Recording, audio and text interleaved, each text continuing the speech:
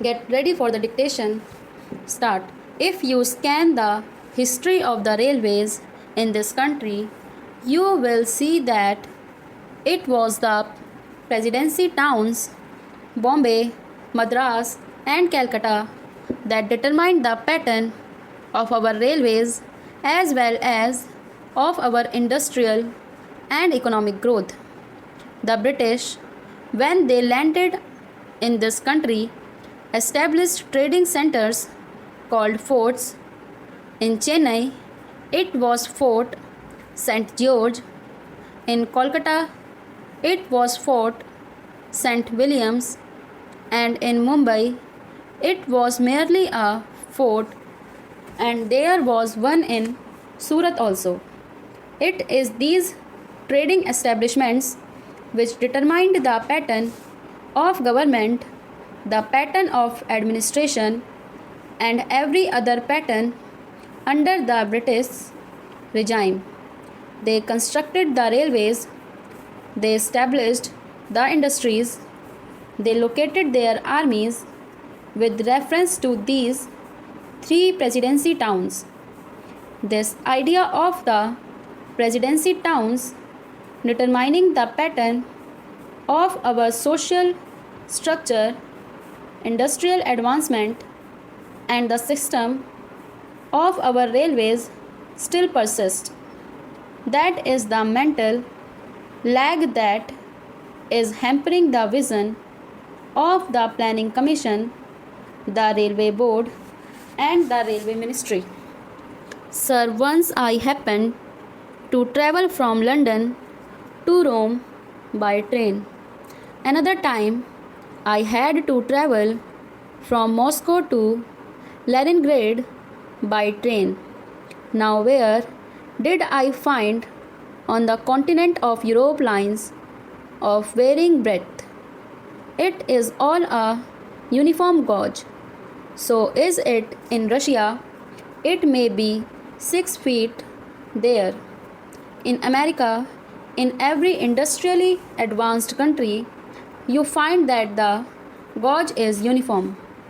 This very country which ruled us, namely the United Kingdom, had inside its border a uniform gauge, but they inflicted 3 systems of gauge on India.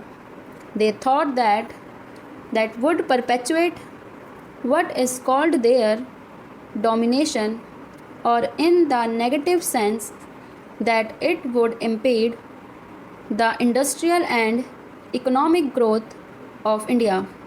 Secondly, it would make India always the customer and purchaser of lines and locomotives and rolling stock from the United Kingdom. In the old days, I am told it is the government which built the broad gauge line, and it is the private companies that took to this meter gauge and the narrow gauge. Though they may not have had the distinction of private and public sector in view, then it now appears that what the so-called public sector then did has been good, and what the private sector then did has been to our disadvantage. I would appeal to these agencies to introduce a uniform gauge throughout India. In this connection, it will be interesting to note the talk of the Honorable Railway Minister about the schools, primary schools, higher secondary schools, and high schools for the Indian Railways.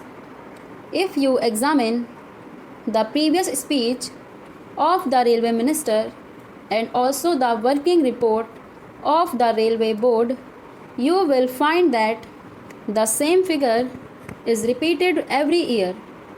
I have examined the figures and I find that this year only 16 schools have been added, out of which 13 are primary schools, 1 is a higher secondary school, and 2 are middle or high schools. Instead of saying that they have been able only to provide 13 primary schools or one or two more high schools or higher secondary schools. The same figures are repeated in the speech. Although the Railway Board has all along been saying that education is the responsibility of the state and therefore the Railway Board does not own this responsibility, I would like to remind the Railway Minister about the agreement reached between the National Federation of Railwaymen and the Railway Board in the year 2005, according to which the Railway Board undertook to provide primary schools for the education of the children of railway employees. Sir, as I told you earlier, I had to say many things on the floor of this house, but I will conclude with only one or two more observations. I will first deal with the labor relations on the Indian Railways. I slightly differ from my honorable friend when he quoted me as saying that the permanent negotiating machinery has completely failed. It is a fact that this machinery is not functioning satisfactorily. At certain places, it has failed. There is no doubt about it. But I would say in this house, most frankly, that at the board's level, this machinery has been working successfully. But this is not the position so far as the zonal railways are concerned. I do not say that in all the zonal railways it is so, but in certain zonal railways and in most of the divisions of these railways it has failed. I was expecting that the railway minister would examine the working of this machinery in all the railways. What is the greatest defect in this machinery?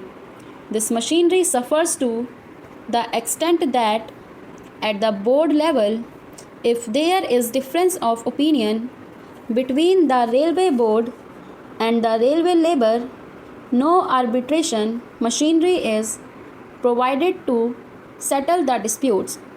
The provision in this machinery is that as and when an occasion arises, an ad hoc tribunal would be set up by government.